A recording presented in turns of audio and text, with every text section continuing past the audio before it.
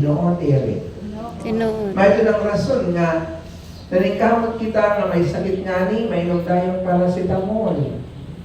Diba? Tapos, mag-drive nga ni sa motorsiklo, mag-sign of the cross. Pakita nga ni Ogiro, pit, pit, pit. Diba? Kaya nahadlo kita nga, kung saan nahitabo sa ato. Pero ganahan kita mo inom o great horse. Ganahan kita mahubog. Ganahan kita makaon o lechon o mga lamian na pagkaon. Kaya araw na nato na may maintenance na kita. Pero, pag yung gani, hala, patuyan niya na para ka mamatay. May yung tayo, simba ko. Kaya ganahan pa kita mabuhi sa kalibutan. Amen? Amen. Kaya yung sa kanta sa langit, wala ang red horse. Tagasa mo? Sa Santo Niño, dagat ang red horse. Di ba no? Kaya nga naman, tungkol kay we love life. Dahil naman pag may pinabuhi ka pa, di ba? We can do everything na gusto nato. Pero araw nato, yung maabot ang panahon na may ideyaan ni katapusan. Pag may tanong rason niya, dili nato ginaandaman. Kinsa din sa inyo ng andam na ugma mamamatay ka na. Dili ko, di ba? Sinanay siguro. Ang iba mayon, dili pa po kayo, waray pa ko nag-asawa o kafam. Waray pa ko nanalo sa luto. Waray pa nakatapos na ako mga anak. Di ba? Damo pa kita mga concern. May itong rason niya, gamay lang na sakit, pa-check up. Pero pag mayada na maintenance, dili mo inom og maintenance. I remember usa sa akong isang tulanahan, pare na siya karo sa sementeryo. Nabuhi paghihapon siya. Sa isang tulanahan ko na. Pag nagingon siya, kinsa ang padi na nagkadto. Kay gusto na ako mamatay, pero nagkadto pa ang pari, nabuhay lubot ang buhay noon. Pag nagingon ang nanay na ako nga, pero na nagtawag sa ako, alayo ko nga, Nay, mga siya, patri ayaw pagkakadto. Kaya bali busaan ka sa nakong suon. Kaya gusto niya paano na mamatay na. Kaya ano? Kaya di naman siya kaliho. Kaya naka-wheelchair naman siya. Ang imuhat, masuko siya, kaya kundi siya pakaunon o ulo sa baboy. Tiil sa baboy. Tinai sa baboy. Di ba? Chicharon sa baboy. O above all, red horse sa baboy. Kaya gusto niya mamatay na karoon sa Ginoo. After 3 months, namatay ni hapon siya. Kaya nagingon siya, nadiri na ako, naway pa ng padi para mabuhi ako. Pero ang point niya ito ni nanay, nagkuha sa ako ang unta, makapaginusunod siya sa iya. Kaya di magod maayon niya kinabuhi. Of course, kung sasabi, nanghinayang kita sa kamatayon, kaya nato ang tao na yan, nabawa si Mario, nakuha na yung tao ka na. Pinakita kita ni Mario? 60. 60 years old. Senior citizen na. Nakadawat na siya sa senior. Walay pa. Usukatan na lang niyo siya. Wala pa lang sa isinta. Nagsulol sayang mo. Malamang sayang na sayang talaga. Pero sa man nato, kung kita lang si Superman, ato ng tabanhawon si tatay. O sa mga yung kinamatay? Complicated na tungkol sa sakit. Actually, ang kamatayan sa tao karon, pero simple lang. Disgrasya, sakit. Ito na ito ha. Ikaw nga ni madisgrasya, magkakasakit ka, patay ka. O sa simba, o sa araw, sa hospital, pag pobre ka nga di ka asikasupon. Diba? Pero kung mayaman ka, asikasi pag-asikaso. So, listen pa rin kayo, kung gusto pa rin mabuhay, basakan ka dahil ng tubo. Tapos, may yung pag doktor na, para ma-monitor ang niya pag-inawa. Kita iba, sige, pasakan. Pinag-prelis niya na ngayon na tanggalon na natin ang tubo. O dito na, hinahinay na na, ayun na. Malay ka mo dapat. Kaya nga naman, labi na kayo panamilan na sa sinta. Actually, valid po the explanation sa doktor.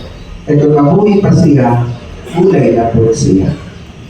Diba? Pero mga ito, kung gusto niyo magtaas, ano yung kinabuhi? Ang pinian, kinabuhi niyo, ano yung lawas. Diba? Kung ang pinakasekreto, alam niyo po na ng sekreto para magtaas ang kinabuhi, pag-order na ang lomo, nag-ibutan sa iyo malay. Kaya no, ay every time nakita man lomo, mainom ka sa maintenance.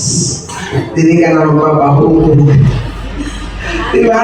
Kaya nakarili na doon na ninyo, lomo. Di ba tataas na ninyo kinabuhi?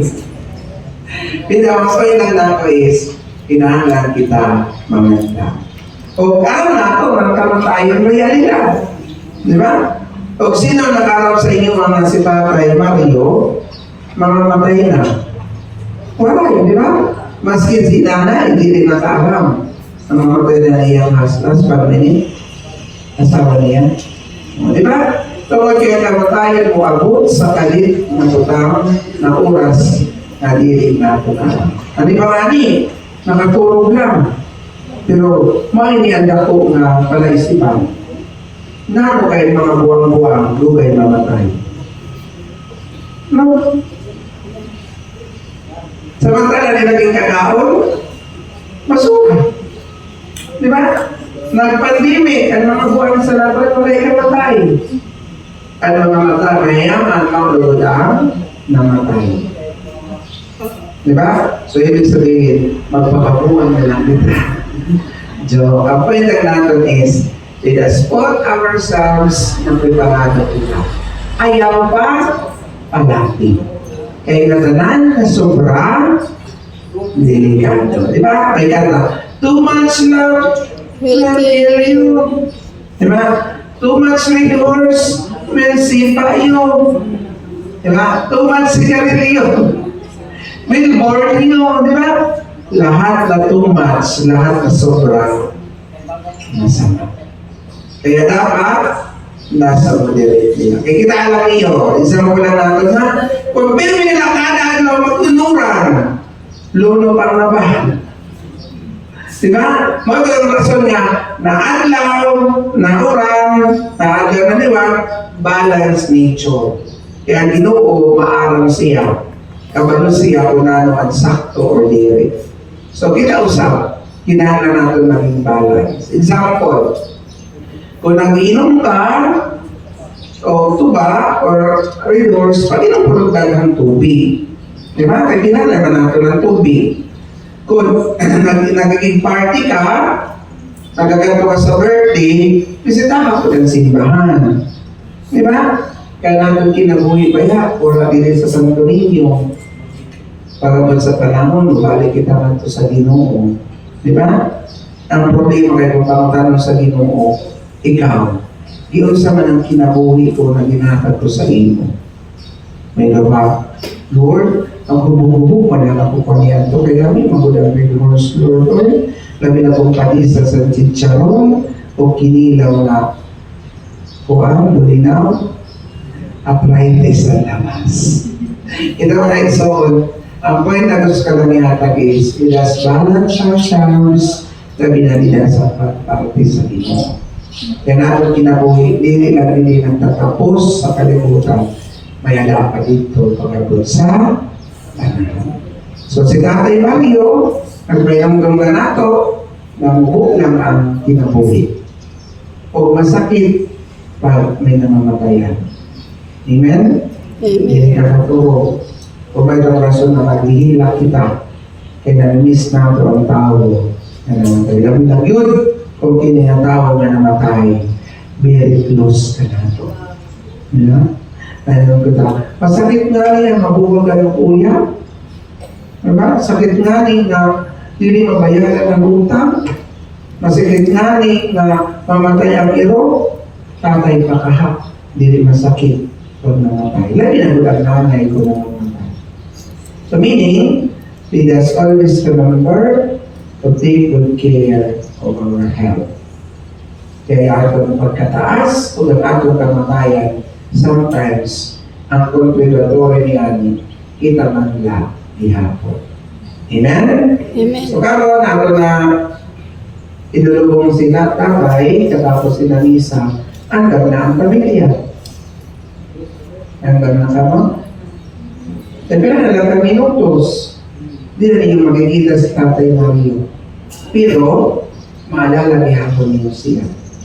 Kaya may katang, hindi kita malilimutan. Nagagabi ng kay Tatay. Diba? So, ready na kamo. Kaya ready pa kamo ready. O daw na nanay nato ng misa. Kung saan mo na kamo ready, saka na nato ng misa. Ang point na ako ay para at least, pag magkanto na kamo sa iyo luna, iyang lungon, ang dami na pansyon, hindi pa lang sa simbahan na yung kanatatay, masakit man, di ko kayang tanggapin, pero tatanggapin ko na lang. Kailangan ka naman sa sitwasyon na yan. Pero, maninitili ka sa akin kasi. Amen. Amen. Panginoon, Panginoon.